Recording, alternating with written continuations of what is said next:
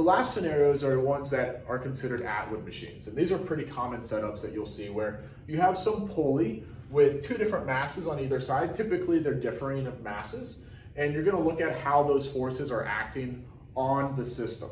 So to do that, let's look at this scenario first. What we have on each force is we have a force of gravity.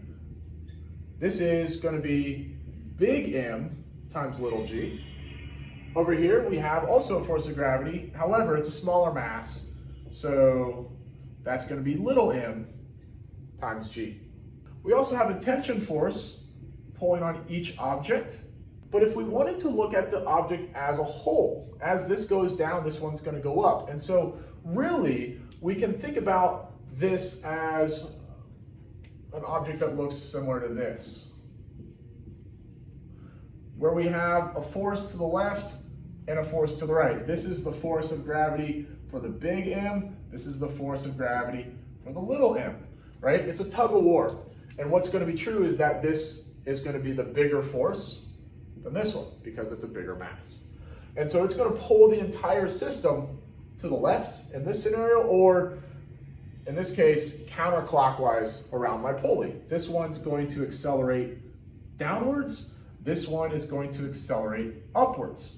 However, these accelerations are going to be exactly the same because it can't go any faster than this one, and this one can't go any faster than that one. So how do we set up our net force equation? I'm going to say that this direction is the positive direction, just for the sake that we can, right? We could choose the other way as well, but for R, because we're accelerating in that direction, I'm going to say that's the positive direction. Or in this case, that's the positive direction. So my net force then is going to be the force of gravity of big M minus the force of gravity of little m. We'll talk about why we really don't worry about the tensions. And that's going to be m plus m times acceleration, the total mass, right? This is my total mass of my system. So what I can see here is this is going to be big M times little g minus little m times little g equals m plus m times the acceleration. And that's going to be the acceleration of the system throughout. Similar in this setup over here, we're going to have a few forces that are acting. We're going to have a gravitational force here. We're going to have a normal force here. We're going to have a gravitational force here due to little m. This is big M. And let's just say for right now that it's a frictionless surface.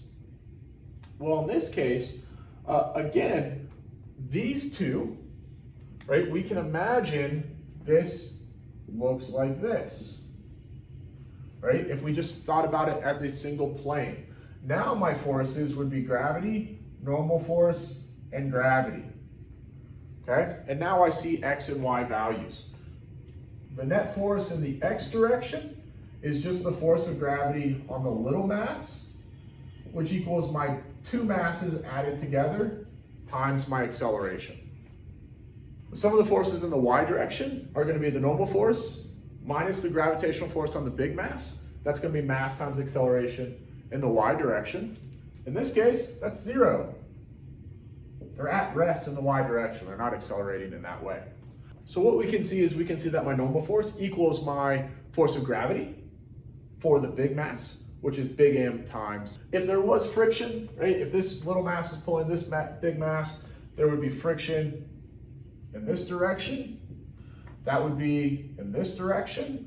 And so this then would be the force of gravity minus the force of friction, right, in terms of my net force equation. So it's just setting it up depending upon how my problem looks and looking at how the force diagrams are going to help me understand how the forces are acting and how they can tell me the acceleration of the entire object or entire system.